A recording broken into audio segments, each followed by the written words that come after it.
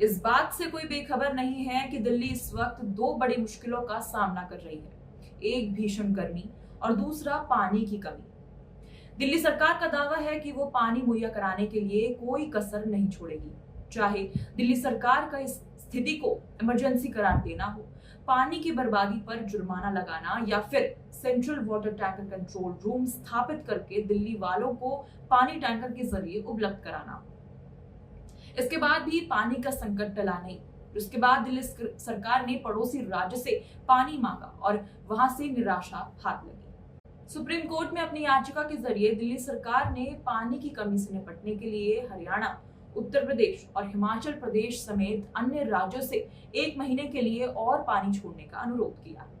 इस मामले की पिछली सुनवाई में सुप्रीम कोर्ट ने कहा था कि अपर यमुना रिवर बोर्ड के साथ स्टेक होल्डर्स यानी केंद्र सरकार, दिल्ली, हरियाणा और हिमाचल की 5 जून को एक आपात बैठक बुलाई जाए और 6 जून तक एक स्थित रिपोर्ट पेश कराने को कहा गया था। आज इस मामले की सुनवाई फिर से शुरू हुई। दिल्ली में पानी के बढ़ते संकट को लेकर दाखिल दिल्ली सरकार की याचिका पर सुप्रीम कोर्ट में सुनवाई हुई और वहां काफी चीजों का खुलासा हुआ। इस मामले की सुनवाई में सुप्रीम कोर्ट के डिवीजन बेंच यानी जस्टिस प्रशांत मिश्रा और जस्टिस के.वी. विश्वनाथन कर रहे थे।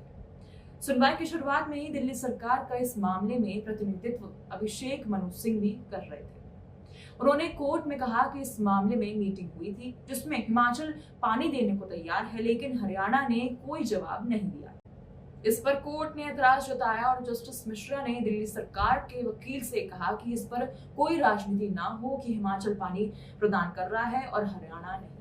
वहीं जस्टिस विश्वनाथन ने दिल्ली सरकार के वकील से एक तीखा सवाल किया और पूछा कि क्या जल संकट को पहचाना नहीं गया है। इसके बाद कोर्ट ने इस मामले का हल ढूंढने की कोशिश की कि आखिर कैसे दिल्ली की पानी की कमी पूरी हो जाए। इस दौरान जस्टिस विश्वनाथन ने कहा कि ये रास्ते के अधिकार का मामला है और जस्टिस प्रशांत मिश्रा ने सभी पक्षों से पूछा कि हिमाचल अतिरिक्त पानी छोड़ रहा है या नहीं, इसकी निगरानी कौन करेगा। इस बात पर दिल्ली की तरफ से ये आरोप लगाया गया कि हरियाणा सरकार सुप्रीम कोर्ट के काम में बाधा डाल रही है और ऐसा करने के लिए उनके पास कोई वैध कारण भी नहीं है। इस बात पर जस्टिस मिश्रा ने हरियाणा के वकील से पूछा कि अगर अतिरिक्त जल छोड़ने का आदेश पारित करते हैं तो आपको क्या आपत्ति है। इस मुद्दे पर हरियाणा का दावा था कि अतिरिक्त पानी को मापने और उसे अलग करने का तरीका नहीं, जिस पर दिल्ली ने ये सुझाव दिया कि अगर पानी हथनी कुंड से छोड़ा जाएगा तो दोनों राज्यों से होता हुआ दिल्ली के वजीराबाद आएगा, जिस पर सुप्रीम कोर्ट ने आदेश लिखवाना शुरू किया।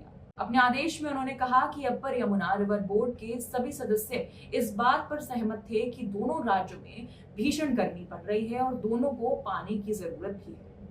इस बात को ध्यान में रखते हुए हिमाचल प्रदेश ने कहा कि उनके पास जो अतिरिक्त पानी है वो इस पानी को दिल्ली के साथ साझा करना चाहते हैं। इसलिए कोर्ट ने 138 क्यूसेक पानी हिमाचल को जारी करने का आदेश दिया और हरियाणा सरकार को सुप्रीम कोर्ट से आदेश मिला कि जो पानी हिमाचल से मिल रहा है उसे बिना किसी रोक टोक के दिल्ली के वजीराबाद तक आने दें। इसके अलावा सुप्रीम कोर्ट ने दिल्ली सरकार को इस सख्त हिदायत भी दी कि किसी भी तरीके की पानी की बर्बादी नहीं होनी चाहिए और हिमाचल सरकार को शुक्रवार को पानी रिलीज करने का आदेश दिया गया। इस मामले की अगली सुनवाई अब सोमवार 10 जून को होगी। इस मामले में फिलहाल इतना ही। और लीगल खबरों को जानने के लिए हमारे चैनल को लाइक, शेयर और सब्सक्राइब जरूर करें। धन्यवाद।